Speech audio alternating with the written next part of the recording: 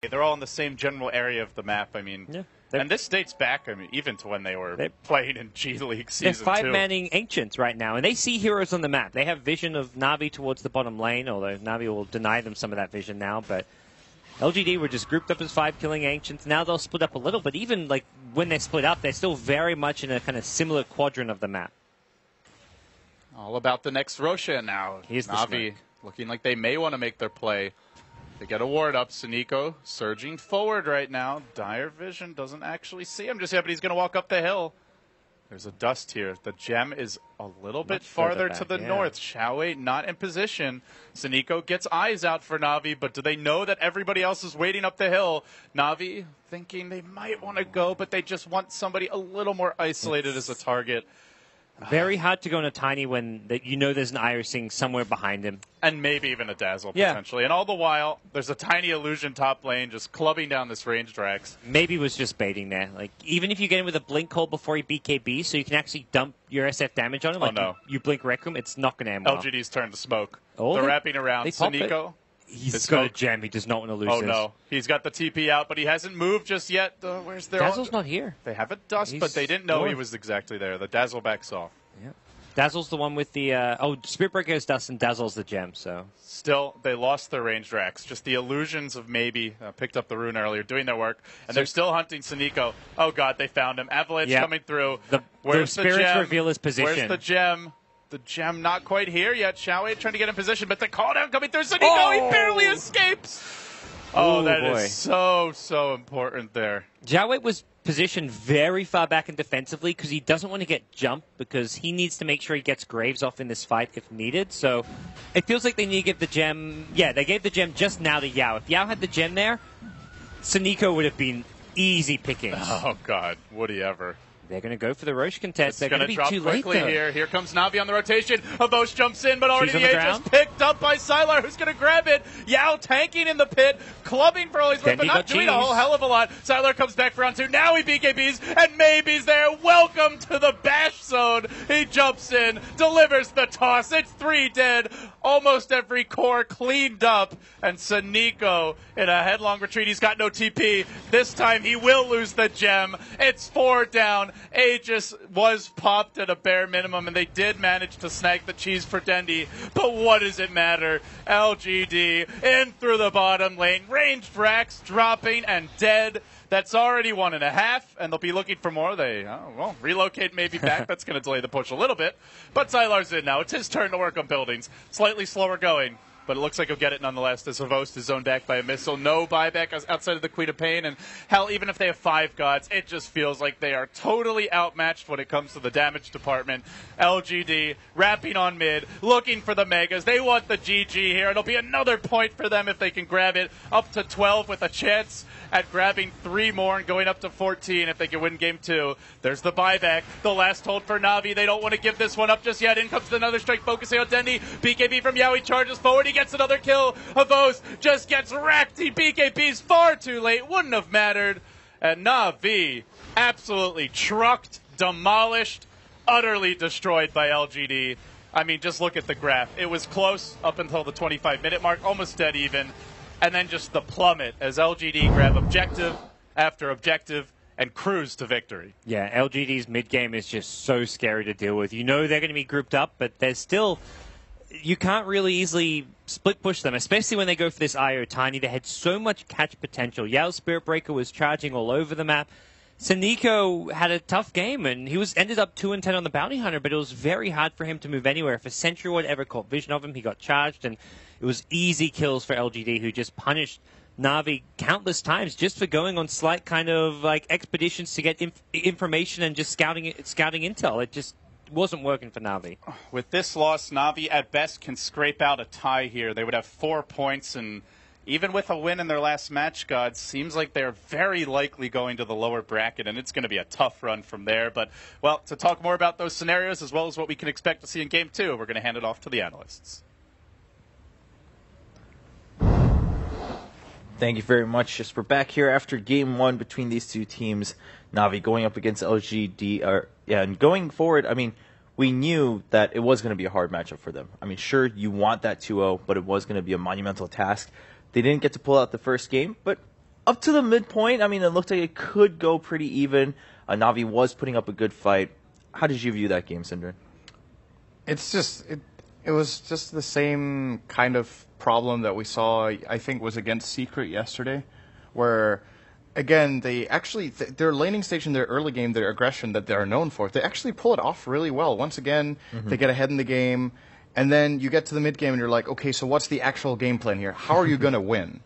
I mean, it's unfortunate that they can keep playing. I feel like some of the strongest early game that we see in the tournament, like they seem to consistently be doing well early and convert it to so few victories. It's a flaw in their game plan or in their leadership or in their shot calling or whatnot in that mid game. And once again, if they don't solve that problem, then it doesn't matter how well they play in the early game. I would assume they have identified the problem themselves, but being able to fix that so short notice with the playstyle that they have might be a really hard task.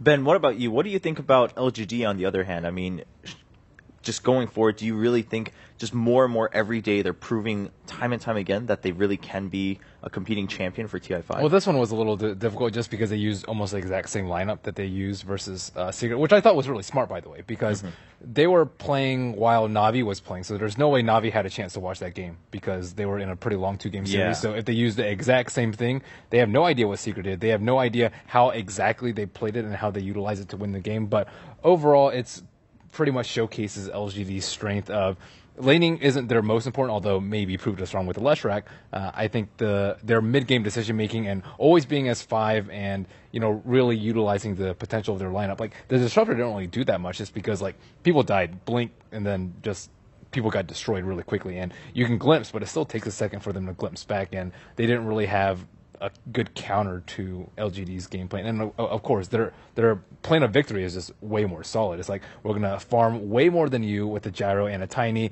and then we have higher mobility with the Wisp and the Tiny. So it's the pressure is always on the other team, or else they're going to lose out as the game goes 30-40. Winter, if we look back at the draft phase, I mean, at the very end, you were talking about, well, they need someone to start the fight. Spiritbreaker was a great round out for that. But overall, do you think just the Wisp Tiny something that teams really should put on their spotlight when they're drafting against LGD? I think against the Wisp Tiny, like what Ben mentioned, with the addition of the Gyro as well, it's a huge problem. They are very strong in the early game and very strong in the late game as well. And in the early game, if you don't do well, or even if you do well against like what Na'Vi, they did well, but later into the game, they got picked off way too many times with the relocate and the charge, and they give away kills, which is really bad since their lineup doesn't fare as well as what LGD had. So Na'Vi had a lineup which has you have less room for error, I would say, whereas LGD has more room for error, and they have much stronger heroes in the overall in general throughout the game as well. So it's really hard for Na'Vi to win if they make mistakes. Like, their draft just doesn't allow mistakes to happen. All right, well, we'll be taking a quick look at the final moments here in Game 1 as we continue to talk about scenarios for Na'Vi specifically. Obviously, LGD looking really strong. At the very least, they'll probably end up second in Group A. But for Na'Vi, assuming they do go down to the lower bracket, how much do you think they have a chance of lasting that out and maybe putting up a fight in the best-of series coming up later? I think the first point is they need to reduce the amount of mistakes they've been making and have better execution in general, and like the team play. It's sometimes we see they're not on the same page, they are not together, unlike LGD, which is always they're on the same page. They're moving as a unit, they're playing much more like a team. Na'Vi seems like at moments they are divided in their decisions, so someone goes in too early or someone is out too far in the map and gets caught. They're not playing as a team as well as I would hope for. Yesterday we were discussing how overall in TI5 we look at the top 8, bottom 8, and then you guys said there's probably a bigger difference between the bottom 4 and then the third quarter, I guess you could say, from the top down, right, for 8th through 12th. Where do you think Na'Vi falls in on that? Again, I mean, a lot of these problems when we talk about it, it always seems to come down to those teams on the bottom half, they don't know how to close out games. They all have that early aggression. They have those mechanics to be able to carry through, but they don't have a long-term plan in how to close out games. Where does Na'Vi kind of fall in that position?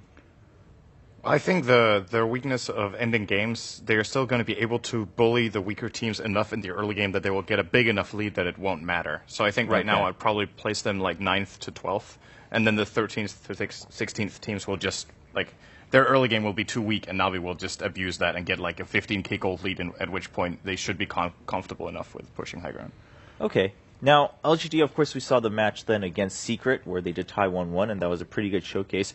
Overall, do you think LGD, other than now and then focusing too much on the late game and maybe getting a little bit too worried about covering all their bases, would you say they're well-rounded enough to be called kind of, the other contender? Because Secret, that was the thing, right? It was like their drafts are good, and sure, they might give up a little bit in the early game, but they always know how to come back from a game, and they always know how to close it out when the chance is given.